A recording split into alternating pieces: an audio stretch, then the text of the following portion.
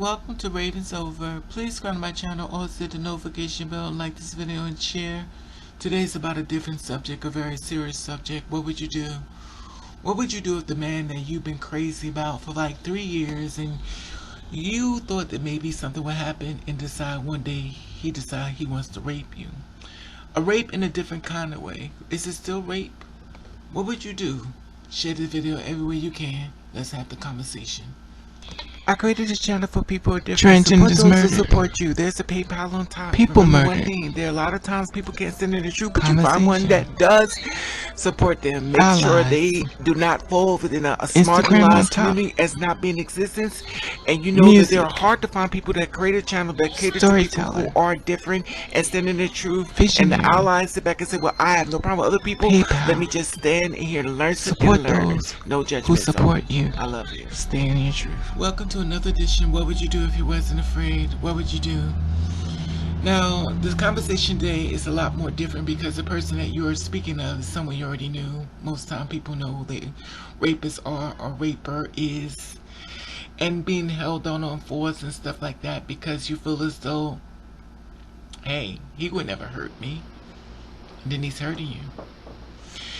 And he's a guy you're attracted to. You always liked him. He always seemed perfect if he just gave it a chance as far as a relationship.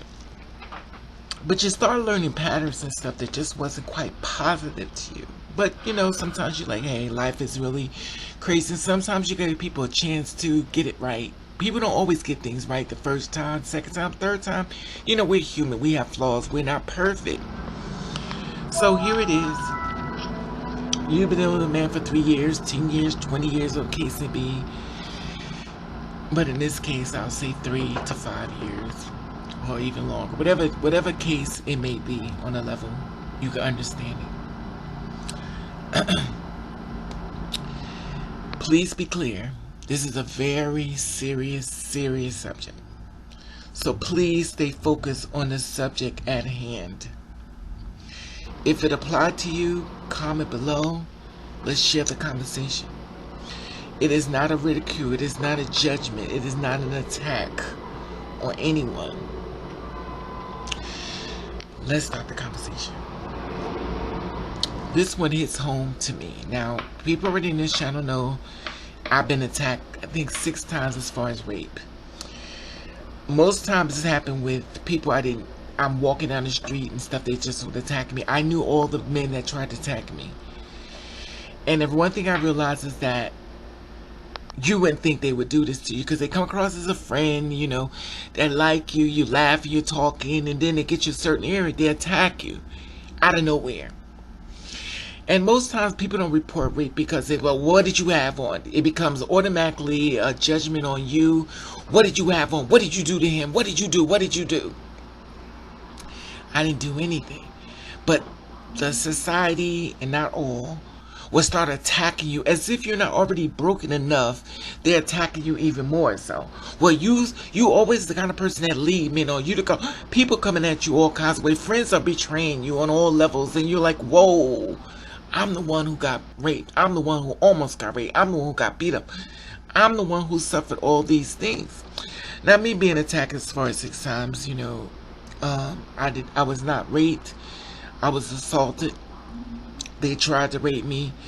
It was the grace of God that got them off me, because I'm not gonna lie, it was a situation where I was overpowered. But I didn't know them. I didn't know them on that level. I'm speaking today of a man you know, a man you've been intimate with, a man you've thought that maybe something could come out of this, because due to the fact that you'll be a 2-spirit woman or a 2-spirit man, or a woman or a man or anyone in general, you kind of feel like your guard is down. Hey, we've had conversation. I understand you. You understand me. We went through struggles. We talked about things. You wouldn't hurt me. So you let your guard down. You do silly things, you know, because they're your friend. You know what I mean? So the thing about it is that you're not all guarded up and stuff. So Here it is. They come over your house. You already had relationships with them before. Relations, in other words, sexual intercourse. So it's not like it's an unforbidden fruit. That is not, has happened before. But your rule is, until you get it together, we have to practice safe sex. Now, me, myself, I believe in practicing it even after we together, only because I have trust issues, which if you've been on this channel, you already know I don't trust nobody. So, if we are going to engage in intercourse, and clearly we're not in a committed relationship, even though he tells you, you're mine, you're my wifey, I want to be with you, when you're mine, like, I can't be wifey because you take me nowhere, you don't do anything with me, you don't do anything as far as relationship-wise, but everything that comes sexual, you're right there on point. But he's like, I'm tired of you keep saying this. This is not true. I really love you. I mean, you use the L word. In reality, is that you're not crazy. You're like, man, you don't love me. You're just saying this for sex. And at the end of the day, I don't think it's even appropriate for you to say it because I don't really believe you. So, that's your problem. You never believe me. Because you don't love me. You don't take me nowhere. You don't do nothing for me. You don't do anything for me but have sex with me. And I do believe sometimes it has a lot to do with self-esteem and stuff like that. But sometimes people can not make you, but you're already in a relationship before you even try to get in a relationship. In other words, you are in the ideal of love and compassion and the thing of him and making you feel the woman you are or the man you are, whatever the case may be. And here it is. You always had a rule. Protection only. Because I'm never really around you. You don't live with me. You come and visit. They call them drive-bys or F-boys, whatever the case may be. Even though he's trying to convince you, he's not like them. So, he calls you up again. You already know what was up. A lot of you girls and people know what I'm speaking of. And they'll come over to your house. I'll use myself as an example. He'll come over to your house and stuff. Discreetly, DLly, but he says he's not, but you kind of watch little patterns. The next thing you know, you're having sex. Now, after having sex, no, you're about to have sex. Okay, you go get the condom. He said, "Listen, you already know the rules." He said, "Okay, no problem." He takes the condom. He puts the condom on. You to proceed to have sex. Then he decides he's going to get you wet. So he gets you really wet. Because his whole thing is to make you feel as though he still has the protection on. But reality, once he got you really wet, he pulls it off. So when he goes out of you, he pulls it off and he goes back inside of you without the condom on.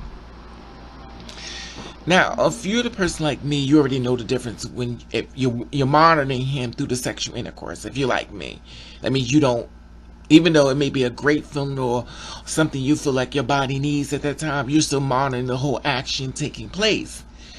So, you feel something a little different. And then your mind, oh my God, he's trying to give me something. He's trying to give me a disease. I don't know if this man got something. And then you react. So you hop up, say stop it. He grabs you because he knows you're about to pull away. And he pushes it back inside of you. So as he tries to push his penis back inside of your body, you start acting wild. Because at this point, you're thinking, what are you trying to give me? Why are you doing this to me? So now it's not a form of sexual pleasure from my friend that I love. It's becoming a situation that is unsettling. And at this point, you black out and you zone out, but you don't leave. And when I say that, it means you black out of the person that you was feeling further, but you zone out because you're like, I cannot believe this is happening to me. From you, of all people, you, my friend. And he's looking at you. And you're telling him, stop. Would you stop? And he's not stopping. And he's trying to have sex with you to have protection. And you tell him stop. So, of course, you act really wild. You get him off you. At the end of the day, he still tries to, he's a little overpowering you. But at the end of the day, if you want to wiggle out of it, you'll just wiggle out of it. In most cases, not all. So, you get out of it. And you ask yourself the conversation, what is wrong with you? Why are you doing this? And he looks at you and he says, I love you. Why don't you never believe me? I said, because you don't love me. Look what you're doing. He grabs you and he goes down on you again. It's almost as if he didn't listen to nothing you just said. So at this point, you're thinking to yourself, what are you doing? Now, the weirdest thing about this, due to the fact he's your friend, you don't start swinging on him. You don't start swinging on him. You don't start punching him. You don't start because your heart is there, like in love with them. But it's like, this is my friend. It hasn't registered. And due to the fact you love this person, for you to put your hands on him, it hurts you to hit him. But you do know they have to get him off you. So you still push him off you. Now, if it was a rape like on the streets, like I spoke about earlier, it was a fight. We fought. I'm swinging back, we're swinging, we going at it back for back. But here is a man that I love who is on top of me, trying to penetrate me without protection. He's like, I don't have anything and you don't have anything. I said, you don't know what I have. I don't know what you have. Well, we could get tested. Those words would never come out of his mouth. That's what I'll be thinking. But at the end of the day, if you know me, I don't care if we get tested 100,000 times. I still don't trust you. So, we still going back and forth. You got him off of you. You stop. You're having a conversation with him because you can't believe I'm about to lose my friend. I'm about to lose my friend. And he grabs you. He starts trying to kiss you again. It has not registered. What are you doing? What are you doing to me? And once again, you're not hitting him. You're not punching him. But in your mind, you're thinking about killing him. And this is the deception that you come to. Whew. So, you're looking at him and you want him to see the hurt in your eyes. Why? Why? And he's not listening to nothing you're saying. And you're thinking to yourself, is this really happening to me? It wouldn't be so bad if it was, it's bad anyway. But it wouldn't be so bad if it was a stranger on the street, because then I'd be fighting it back. My heart won't let me hit you. But I'm on a point in my mind, I feel like I need to just kill you. But your heart is not going to let you do that either, because you're in love with this person.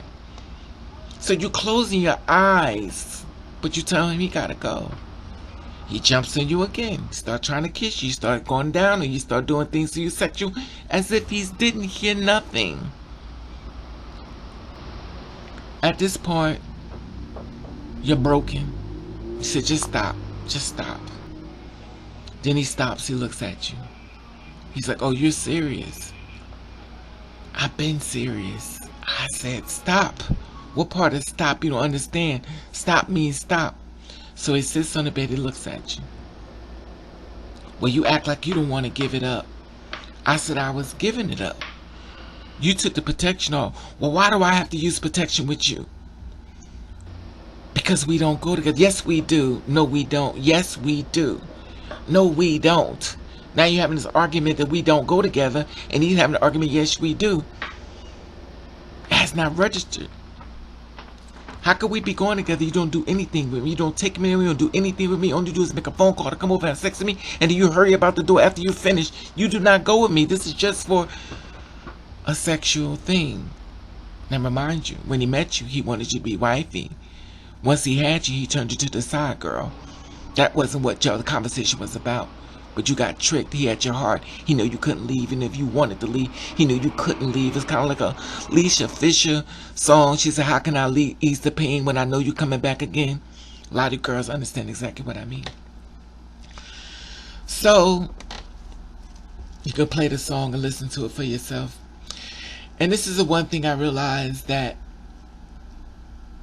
as he got his clothes on and he left, he said, just come lock the door. Nonchalant, didn't care what he just did.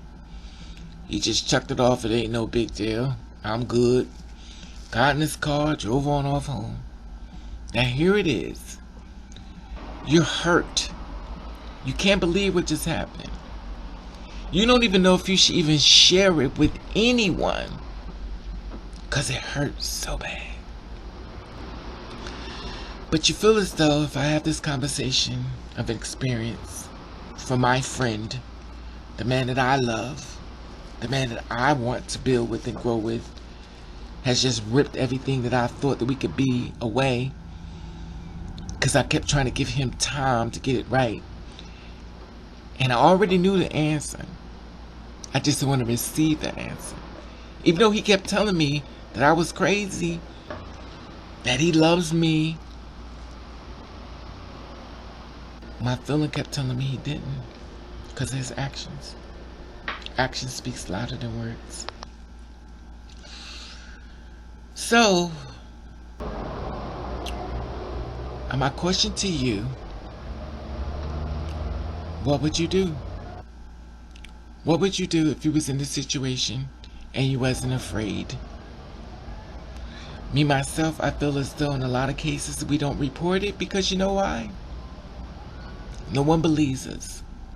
He could easily say, I tricked him. I lied.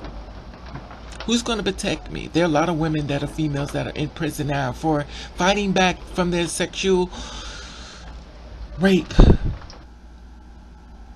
Now you're living the life of a person that has to keep their mouth shut because you're going to be judged again, maybe even blamed again, and sometimes you feel as though you should have just kept your mouth shut.